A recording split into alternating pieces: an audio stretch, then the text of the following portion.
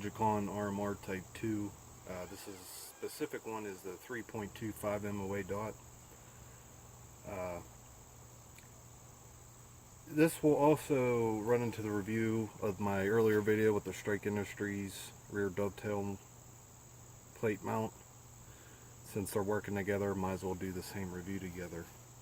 I'm not going to sit here and tell you I have 10,000 rounds through this pistol, because I absolutely do not. I mean, with the sight on it. I'm working at about around 500 rounds, I would say, with it so far, and it's letting me get a good feel for what it's going to do. So, you know, from here on out, there might be a few little things from here and there. I'm not going to say it's going to last 100,000 rounds. I have no idea, but so far so good. And from past experiences of people that bought this product, it's going to be continually good from what I am expecting. But so far, no complaints. This is my first red dot on a pistol, and there's definitely a learning curve when it comes to putting it on here. I would not recommend buying this and then throwing it right on your carry gun as soon as you get it and thinking you're good to go. There's a little bit of a curve here you got to hit and work with. It definitely changes your grip angle, especially with this without no cut on the slide to where the sight's a little bit higher. You're going to notice you feel, I'm not sure if it's feeling or if I'm actually tilting the pistol more down. Either way, it's still 100% accurate. This is one thing I love about this. I was not, I'll tell you, I'll be the first one to say I'm not the best pistol shooter out there. And this definitely helps.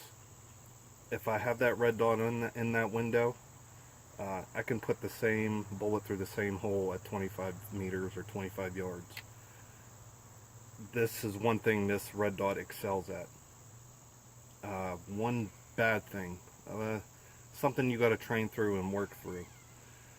A lot of times, especially if you're used to iron sights, when I'm bringing that pistol up, I'll completely lose that dot, and I do have to fish around for it. It's not as bad as some people say, but it does happen from time to time. I would say every 8 out of 10 draws, I'll get that red dot right where I need it, and maybe once or twice I'll have to fish around a little bit for the red dot. That's not to blame it on the dot. That's definitely me getting used to the red dot. As far as speed and accuracy goes, though, this thing is second to none. I really wouldn't know what else to recommend. This just beats out iron sights hands down. I feel comfortable going back to 100 yards and taking a pistol shot with a red dot on there. So there's definitely some pros to gain out of getting a red dot. Let me get it up a little bit closer here. This is definitely the Type 2 version. The first one had a little bit of disconnection issues, I guess, because it wasn't originally designed for a pistol. They made some corrections on the battery terminal, so those issues shouldn't be there. And so far, I just leave the red dot on. I'm hearing a bunch of different things on how long the battery life will be. All I know is you will most definitely get a year out of it, so just change it out every year is what I would recommend, but you could go longer. Some people say up to 5 years, some say 2, 3. I don't know that yet. Like I said, I have about 500 rounds through it. I definitely don't have a year's time on this yet, but it is now on my carry gun. Like I said, it's on my carry gun, but I will carry another pistol until I feel 100% proficient with it. I still get those. I apologize for the random jump cut. My phone, for some reason, decided it was just going to stop recording. So, I'm not sure exactly where I was at. But, real quick, I just want to discuss a couple things before I do some shooting with it. There is a curve you need to learn with this. You're not going to, if you don't have past experience with red dots on pistol, you're not going to pick it up and just be awesome at it. But it's nothing that a bit of dry practice can't fix or something you can train through. I'll see if I can get a camera angle where you guys can see the red dot on here. It has excellent brightness levels. Let me turn it up more for you guys. It looks good for me, but on the phone it doesn't pick up as well. You guys can kind of see it. Let me get in the shadows there. You can kind of see it there. So sometimes when you're presenting, this happens. Of course, it doesn't happen when I want it to happen. You present and you don't see anything, and you're moving around and you can't find it, and oh, okay, there it is. Because the camera is stationary and you're only looking through one lens, it's hard to describe what happens.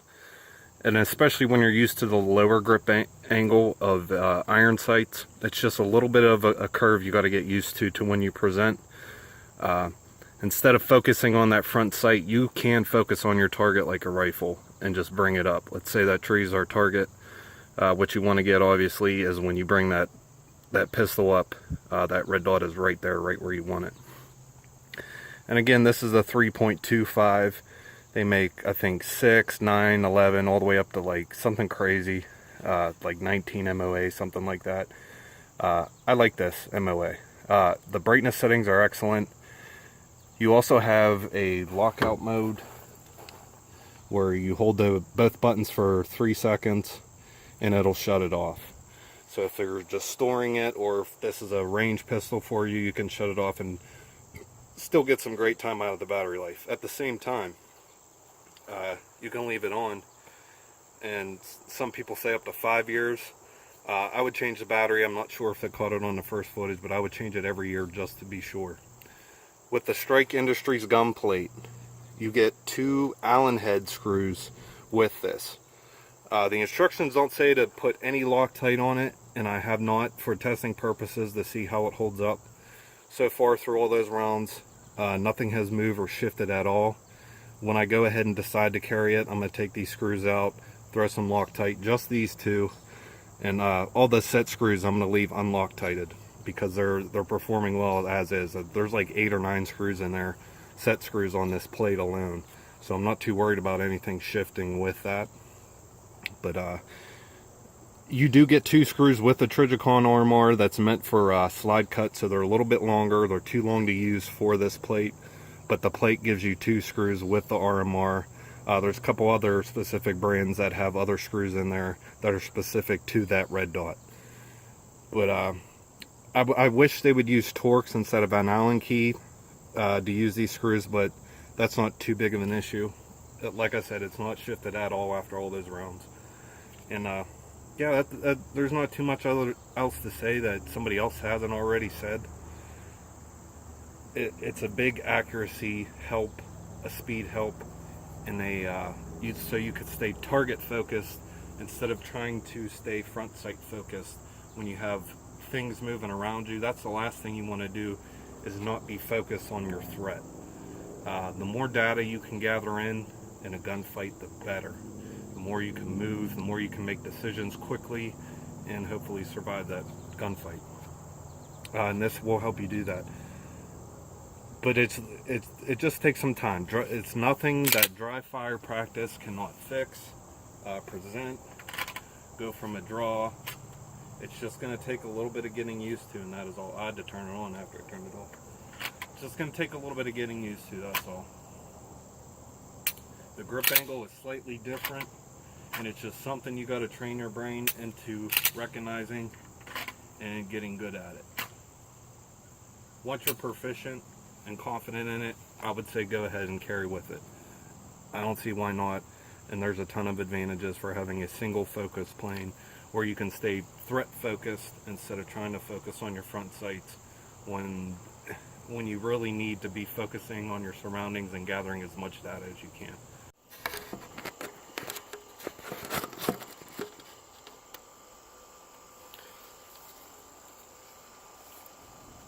So a couple things I would recommend doing to get used to it is just get your carry holster, whatever you're going to carry it in. Just to warm up nice and slow. Like I said in the other videos, the best way to learn a movement or a technique or a set of movements is to break them down into sections and do them slowly and do them perfectly to how you want to do them. Then you can start speeding things up.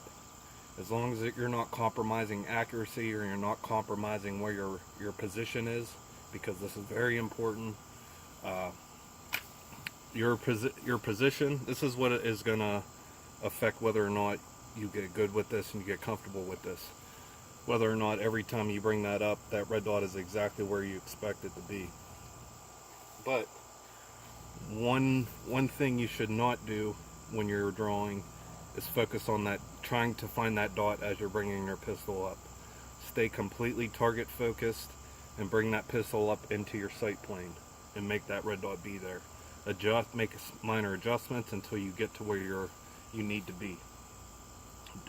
I'll repeat this again. Do not look down at that pistol trying to find that dot before you get on target and look for it. Stay target focused just like you would on a rifle and bring it up into your sight plane. Your eye-hand coordination will help you. You've been doing it all your life. It'll guide you to where it wants to be. You might have to make a few adjustments here and there depending on the pistol type. But once you get there, just keep dry firing. You can dry fire practice this to get good at it. You don't have to shoot a lot of rounds to get good at this. So let's start off slow. Staying target focused. Bringing it up. That's where I want it to be. And firing.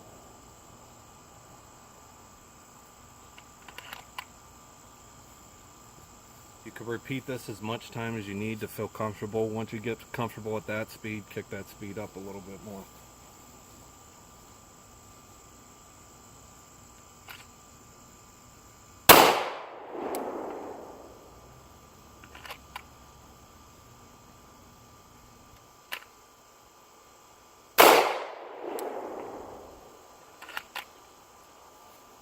Shot timers work great to help you with this. You can use a cell phone, whatever you need to do to a way to track your progress to see how good you're getting, how fast you're getting.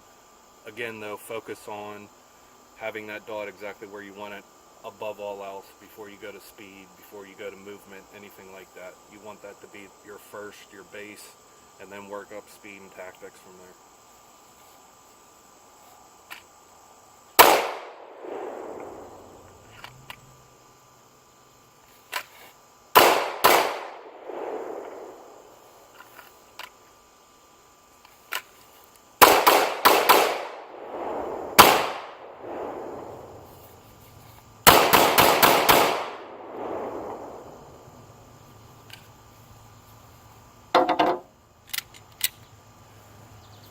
Still getting no movement, no shift to zero. The bullet's going exactly where I want it to be.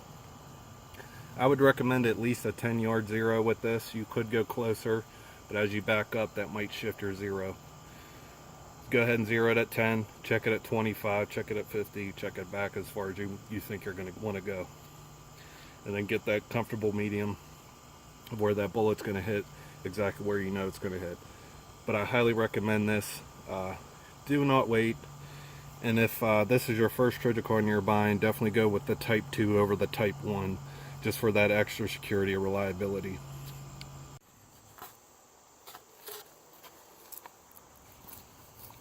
Alright, so I'm moving back to 25 yards just to show you a little bit of the accuracy of the red dot. I'm going to go ahead and take one shot at the cup at the top of the right of the target, and then my rest of my shots will be at the head, at the red center, right about where the right between the eyes would be, that T-zone we want to hit. The rest of the shots will be at that. It's not going to be fast. I'm going to try to do it deliberately because, again, I'm still trying to train myself to get used to the red dot.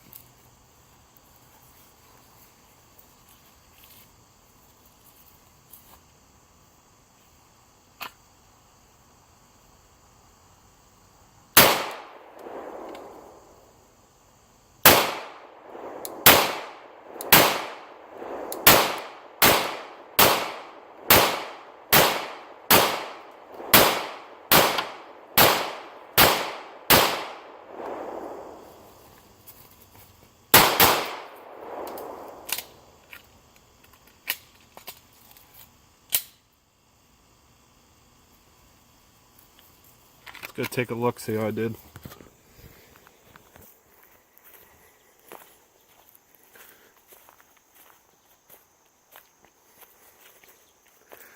It's not too bad, a little wet over here. Here's the first shot at 25, dead center of the cup, right where I was aiming at. And over here I started to speed it up a little bit. This is a little bit of mixture of practice and zeroing from in before, but I was aiming right here, and some of these shots are from that shot string, some are not, but in general this is about where I'm hitting at 25 yards with a red dot. I'm super happy about that. With iron sights and at that speed, I'd probably string a few over here, some down here, and I cannot consistently put them, especially in this 10 zone. I could not consistently put them in that without the red dot. So it does improve your accuracy. Pistol is just something I had a hard time with getting good at. It didn't come to me naturally like an AR-15 rifle did, where I instantly picked it up and was great at it. This, you know, I still have a lot of learning to do, but I'm noticing that shooting with the red dot is going to transfer my skills over to also using iron sights. It's going to train me to have that after my draw, to have that placement exactly where I want it to be. Whereas with iron sights alone, it's kind of hard to gauge your little movements that you're doing that might be throwing your round off a little bit here or there. With that red dot, it's not going to lie to you. It's going to tell you every little movement that you're doing. So especially try that with dry fire, and you'll see exactly what I'm talking about. You'll notice any little movement, any kind of trigger pull, squeeze that's too hard, and you see that quick shift left or right.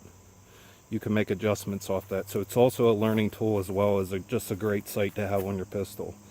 Any questions, comments, I'd love to hear them. Go ahead and leave them down below, and I'll get back to you as quickly as possible. Thanks for watching, and take care, guys. So because I couldn't get the brightness to show on video outside, I'm going to see if I can get it to work in here one-handed. So this might be a little difficult here. I am working on the positive brightness. You can see it gets really bright, and even brighter than it is on camera. So go ahead and, if you can imagine that, this red dot gets plenty bright. Same with dimming down the brightness level. It goes all the way down to a night vision use. There is a little bit of a green tint, as you can see as well. It's picking it up pretty well on camera here. But overall, I highly recommend this red dot. Let's go ahead and look at the brightness setting again. See if we can get it to show how bright it gets. There it is. That's probably max bright right there. And this is the 3.25 MOA dot. Real quick too, I wanted to show you my new carry rounds. These are the Barnes Tech XPD. Solid copper, no lead. They do some funny marketing with these hologram on the side and that window here, but they work really well and have pretty consistent mushrooming. But when these do expand, they expand to double the diameter. There's a good shot of what it looks like expanded. Low recoil, and I think I'll get the perfect amount of penetration I need. And this is what they look like. Kind of have a black, almost like a DLC coating on them. So there it is. Let me know what you think of both the rounds and the red dot.